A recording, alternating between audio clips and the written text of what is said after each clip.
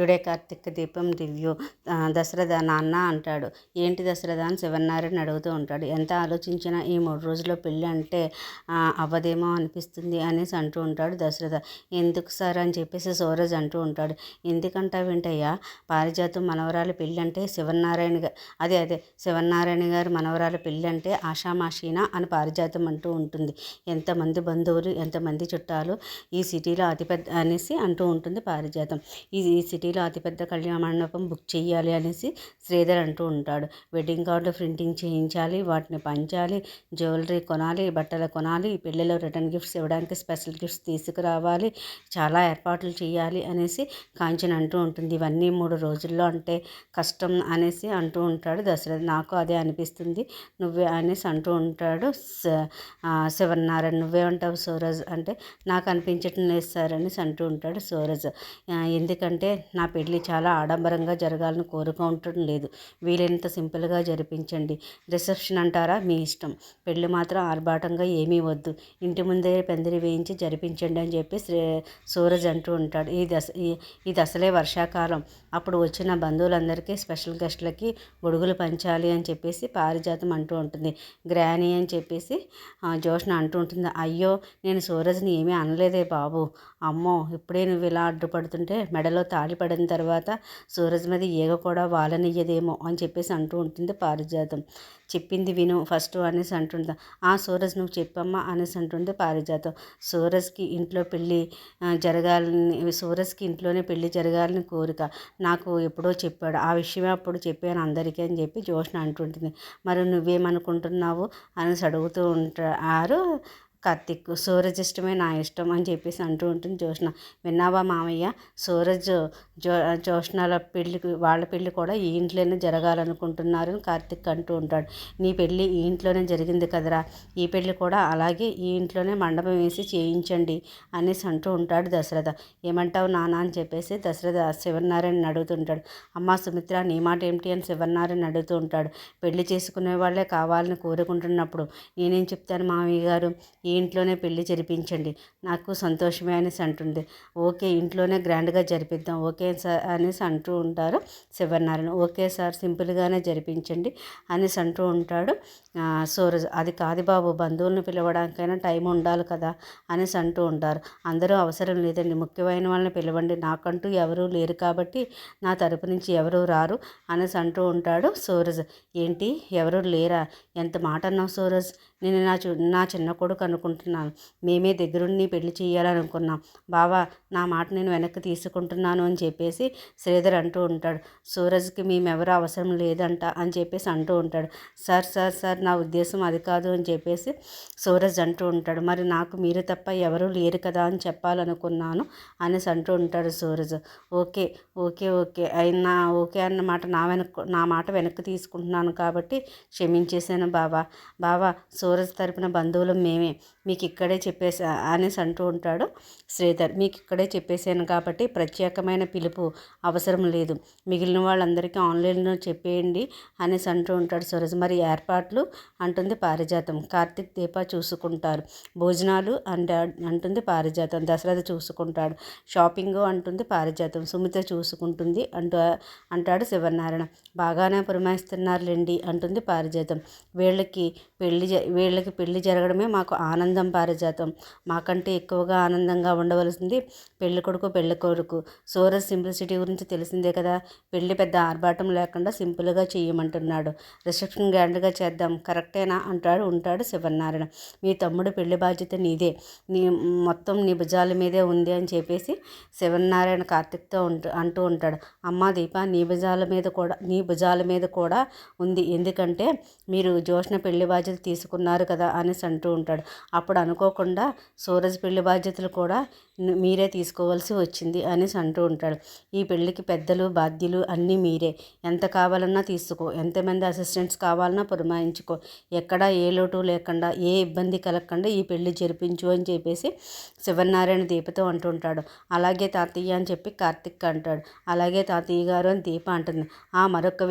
మరొక ముఖ్యమైన విషయం, మనకి మాట రాకూడదు, శివనారాయణ మనవరాలి పెళ్లికి పిలిచాడు, మర్యాద మర్యాదలు సరిగ్గా చెయ్యలేదన్న మాట రాకూడదు అని చెప్పేసి శివనారాయణ దీప కార్తీకులతో అంటూ ఉంటాడు. అలాగే తాతయ్య అని చెప్పేసి అంటూ ఉంటాడు కార్తీక్. మీ మర్యాదకు నాది బాధ్యతని కార్తీక్ అంటూ ఉంటాడు. మాది బాధ్యత అని చెప్పి దీప అంటూ ఉంటుంది. ఈ మాట బాగుంది సూరజ్, నువ్వు కోరుకున్నట్టే 3 రోజుల్లోనే పెళ్ళి, అది కూడా ఈ ఇంట్లోనే అని చెప్పేసి అంటూ ఉంటాడు శివనారాయణ. థ్యాంక్ యూ సార్ అని చెప్పేసి సూరజ్ అంటూ ఉంటాడు. ఇంకా సార్ ఏంటయ్యా తాత అని పిలు అనేసి అంటూ ఉంటాడు శివనారాయణ. పెళ్ళయ్యాక పిలుస్తాడులేండి, ఇప్పటి నుంచే అంటూ ఉంటుంది పారిజాతం. ఇప్పటి నుంచే పిలిస్తే నీకేమైనా అభ్యంతరమా అంటాడు శివనారాయణ. మిమ్మల్ని తాత అని పిలిస్తే అత్తయ్య గారిని అమ్మమ్మ అని పిలవాలి కదా అనేసి శ్రీధర్ అంటూ ఉంటాడు. ఓహో, పెళ్ళిలో అందరి ముందు అమ్మమ్మ అని పిలిస్తే అత్తయ్య గారు ఆత్మాభిమానం దెబ్బతింటుందేమో అని చెప్పేసి శ్రీధర్ అంటూ ఉంటాడు. అలాగైతే ఇప్పటి నుంచే పారిజాతాన్ని నువ్వు అమ్మమ్మ అని పిలుసు సూరజ్ అని చెప్పేసి శివనారాయణ అంటూ ఉంటాడు. చూసారా మనవడు కూడా నవ్వుతున్నాడు అనేసి అంటూ ఉంటుంది పారిజాతం. అంటే అత్తయ్య గారు అనేసి అంటూ ఉంటాడు శ్రీధర్. నువ్వు తినవయ్యా అల్లుడు, నీకు భలే దొరికాను నేను, ముందు నువ్వు తిను అని చెప్పి పారిజాతం అంటూ ఉంటుంది. చెప్పు సరే అండి అనేసి ఈలోపు శివనారాయణకి ఫోన్ వస్తూ ఉంటుంది. చెప్పండి. సరే అండి అని చెప్పేసి ఫోన్ పెట్టేసి దశరథ అంటాడు శివనారాయణ. ఏంటి నాన్న అంటే, గౌరీ ప్రసాద్ ఇంటికి వస్తాను కాల్ చేసాడేంటి అనేసి అంటే, ఏమైంది అనేసి అడుగుతూ ఉంటాడు. ఏం చెప్పలేదు, నీతో మాట్లాడాలన్నారు అనేసి అంటూ ఉంటాడు శ్రీధర్ దశరథ. సరే అన్నాను, రాని వాడిని చూద్దామంటారు. చెప్పండి గౌరీప్రసాద్ గారు, ఏంటి లీగల్ అడ్వైజర్ని తీసుకొచ్చారు అని శివనారాయణ అడుగుతూ ఉంటాడు. మా రెస్టారెంట్ మీరు కొన్నారు కదా సార్, దానికి సంబంధించిన లీగల్ డాక్యుమెంట్స్ తీసుకొచ్చాను, ఒకసారి అందరూ చదివి మీరు సంతకం పెట్టారంటే ఇంకా మా రెస్టారెంట్ పూర్తిగా మీ సొంతం అయిపోతుంది అనేసి అంటూ ఉంటాడు గౌరీప్రసాద్. రాంగ్ టైంలో వచ్చారు గౌరీప్రసాద్ గారు, మా అమ్మాయికి సూరజ్కి పెళ్లి చేయాలనుకున్నాం. ఈరోజు పంతులు గారిని పిలిపించి ముహూర్తాలు కూడా పెట్టుకున్నాం. మరో 3 రోజుల్లో పెళ్ళి. ఓ పని చేయండి, ఈ హడావుళ్ళు ఇవన్నీ ఎందుకని, పెళ్ళి తర్వాత చూద్దాం ఏమంటారు అనేసి అంటూ. ఏమంటావు నాన్న అని దశరథ్ అంటూ ఉంటాడు. నువ్వు చెప్పిందే బాగానే ఉంది అనేసి గౌరీప్రసాద్ గారు, పెళ్ళి తర్వాత చూద్దాం అనేసి అంటూ ఉంటాడు శివనారాయణ. అంటే పెళ్ళికి దీనికి సంబంధం ఏంటండి, చదివి సంతకం పెడితే సరిపోతుంది కదా అనేసి అంటూ ఉంటాడు సూరజ్. పైగా నా పెళ్ళి ఎవరికి ఇబ్బంది తాకకూడదని నా ఆలోచన. నా పెళ్లి కారణంగా మీ సొంతం అవ్వాల్సిన ఒక రెస్టారెంట్ ఆగిపోవడం నాకు ఇష్టం లేదండి. ఇది నేను మంచి శకునంగా అనుకోను. పెళ్లి ముహూర్తం పెట్టారంటే ఈ ఇంట్లో అంతా హ్యాపీగా ఉండాలి, అది ఈ రెస్టారెంట్ మీ సొంతం చేసుకోవడంలో డబుల్ అవుతుంది అనేసి. ఏమంటావు బ్రదర్ అని చెప్పేసి సూరజ్ కార్తిక్తో అంటూ ఉంటాడు. పెద్దవాళ్ళు ఎందుకు చెప్పారో మనం కూడా ఆలోచించాలి కదా బ్రదర్ అని కార్తిక్ అంటూ ఉంటాడు. డాక్యుమెంట్స్ ప్రిపేర్ చేసుకుని లీగల్ అడ్వైజర్తో సహా వచ్చారు. మీరు ఇది పోటీపడి గెలుచుకున్న రెస్టారెంట్, దీనికి క్రెడిట్ అంతా జోష్నకే దక్కుతుంది. జోష్నకి పెళ్లి ముహూర్తాలు పెట్టగానే తను గెలుచుకున్న రెస్టారెంట్ తన సొంతం అవ్వడం కంటే ఇంకా మంచి ఇంకేముంటుంది అనేసి అంటూ ఉంటాడు సూరజ్. నువ్వు చెప్పింది కరెక్టే కానీ తాత అనేసి అంటూ ఉంటాడు కార్తిక్. సూరజ్ చెప్తున్నాడు కదా, ఏదైనా సరే వచ్చిన అవకాశాన్ని వదులుకోకూడదు అనేసి అంటూ ఉంటాడు కార్తిక్. పైగా ఈరోజు మనం సంతకాలు పెడితే ఈ డేట్ ఎప్పటికీ గుర్తుండిపోతుంది. గౌరీప్రసాద్ గారి రెస్టారెంట్ మనం ఎప్పుడు కొన్నామా అన్న ఆలోచన కానీ నా పెళ్ళికి ముహూర్తం పెట్టిన రోజైనా గుర్తొస్తుంది అనేసి అంటూ ఉంటుంది జోష్న. సరే మనవడు మనవరాలు చెప్తుంటే ఇంకా కాదనేది ఏముంది కార్తిక్, నువ్వేమంటావు అనేసి అడుగుతూ ఉంటాడు శివనారాయణ. నీ ఇష్టం తాత అనేసి అంటూ ఉంటాడు కార్తిక్. చదివి సంతకం పెడదాం అనేసి అంటూ ఉంటాడు. నువ్వు సూరజ్ నా బలంరా, మీరిద్దరూ చదివితే చాలు అనేసి అంటూ ఉంటాడు శివనారాయణ. అదేంటి నాన్న, చైర్మన్ నువ్వు కదా అని చెప్పేసి కాంచన అంటూ ఉంటుంది. చైర్మన్ నేనే అమ్మా, ఈ పెళ్ళి అది ఎంతవరకు పెళ్ళి అయ్యే వరకునే. జోష్న మెడలో తాళి పడిన మరుక్షణమే ఈ రెస్టారెంట్ బాధ్యతలన్నీ నా మనవరాళ్ళు మనవాళ్ళకే అప్పగించేస్తాను. ఈ నలుగురు నాకు 4 స్తంభాల్లో నిలబడి ఈ శివనారాయణని లెజెండరీని ముందుకు నడిపించాలని కోరుకుంటున్నానని చెప్పేసి అంటూ ఉంటాడు. మీరిద్దరూ చదివితే చాలురా, మేము సంతకాలు పెట్టేస్తామని శివనారాయణ అంటూ ఉంటాడు. అలాగే తాత అని ఆ డాక్యుమెంట్ చదువు బ్రదర్ అని చెప్పేసి కార్తిక్ అంటూ ఉంటాడు సూరజ్తో. అంతా మీరు కోరుకున్నట్టుగానే ఉంది సార్, కార్తిక్ నువ్వేమంటావు అని చెప్పేసి అంటూ ఉంటాడు. ఉంది సార్ అని చెప్పేసి సూరజ్ డాక్యుమెంట్ కార్తిక్ ఇస్తూ ఉంటాడు. కార్తిక్ చూస్తుండగా దీప డాక్యుమెంట్ తీసేసుకుంటూ ఉంటుంది. దీప అంటాడు కార్తిక్, సూరజ్ జోష్నకు కాబోయే భర్త, లేకపోయినా పెళ్ళి అయిన తర్వాత ఈ కంపెనీ వ్యవహారాలని సూరజ్నే కదా చూసుకోవాలి, నువ్వెవరు బావా అనేసి అంటూ ఉంటుంది దీప. అడ్వైజర్ కూడా చదవచ్చు కదమ్మా దీప అనేసి శ్రీధర్ అంటూ ఉంటాడు. సూరజ్ ఓకే అన్న తర్వాత కూడా మా బావ చదివి మార్పులు చెప్పాడంటే జోష్న ఫీల్ అవ్వదా అనేసి అంటూ ఉంటుంది దీప నేనేమీ ఫీల్ అవ్వను అనేసి అంటూ ఉంటుంది జోష్న. అయితే నువ్వు చదువు అంటుంది దీప.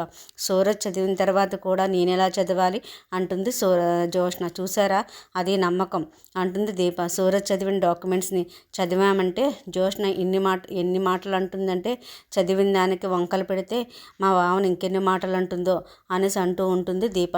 ఏంటి, నన్నంత మాట అంటావా, నేను వంకలు పెడతానా అనేసి కార్తిక్ అంటూ ఉంటాడు. బాధ్యతలు తీసుకునే వాళ్ళే బరువులు మొయ్యాలి బావా, ఇది పూర్తిగా జోష్న విజయం. ఈ రెస్టారెంట్కి సంబంధించింది వాళ్ళిద్దరికీ వదిలేస్తామని చెప్పి దీప అంటుంది. అది నిజమే, జోష్న రెస్టారెంట్కి సంబంధించి నేను అడ్వైజర్గా ఇన్వాల్వ్ అవ్వడం బాగానే ఉంటుంది, కానీ ఈ రెస్టారెంట్ జోష్నకి ఎంత ఇష్టమో సూరజ్ జోష్న కలిసి సాధించిన విజయం.